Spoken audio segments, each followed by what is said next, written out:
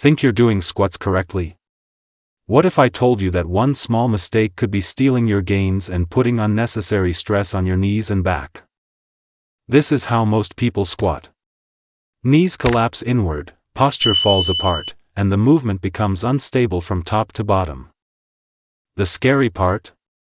These mistakes don't always hurt immediately. But over time, they can lead to discomfort, poor performance, and stalled progress.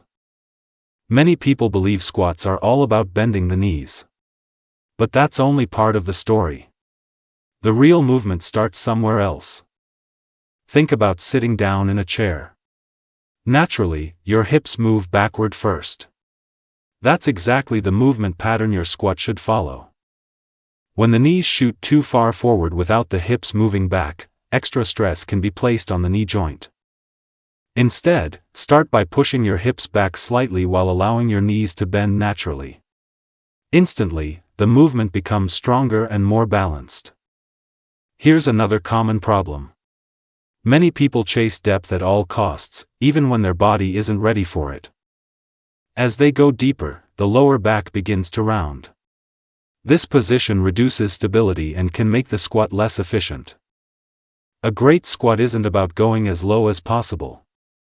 It's about reaching a depth where you can keep your spine strong and neutral. Now here's something most people never think about. The secret to a powerful squat doesn't start with your legs. It starts with your core. A properly braced core creates stability throughout the entire movement and helps protect your spine. Before you squat, set your feet about shoulder width apart. This gives you a strong and balanced foundation. If your stance is too narrow, balance becomes difficult and your knees may struggle to track correctly. If your stance is too wide, mobility can suffer and the squat may feel awkward and uncomfortable. Find a stance that feels natural.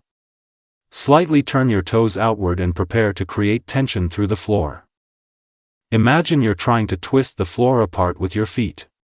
Without moving them, create outward pressure and feel your hips become more stable. Now brace your core as if someone is about to lightly punch you in the stomach.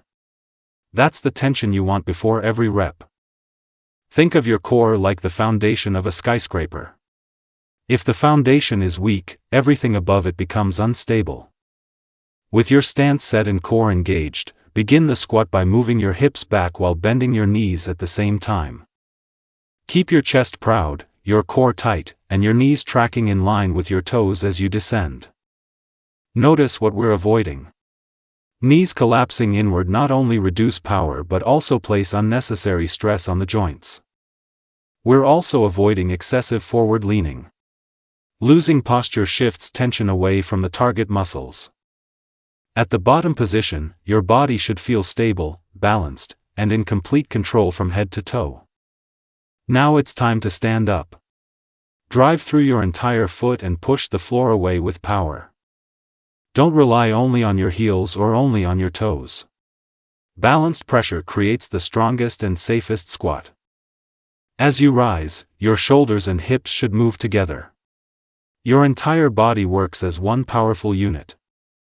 When the hips shoot up first, the movement turns into something completely different and places extra demand on the lower back. Want a pro-level tip? Record yourself from the side. Video often reveals mistakes that are impossible to feel in real time. Let's recap. Set a stable stance, brace your core, keep your spine neutral, and move with control. Now challenge yourself to perform 10 perfect squats. Focus on quality, not quantity.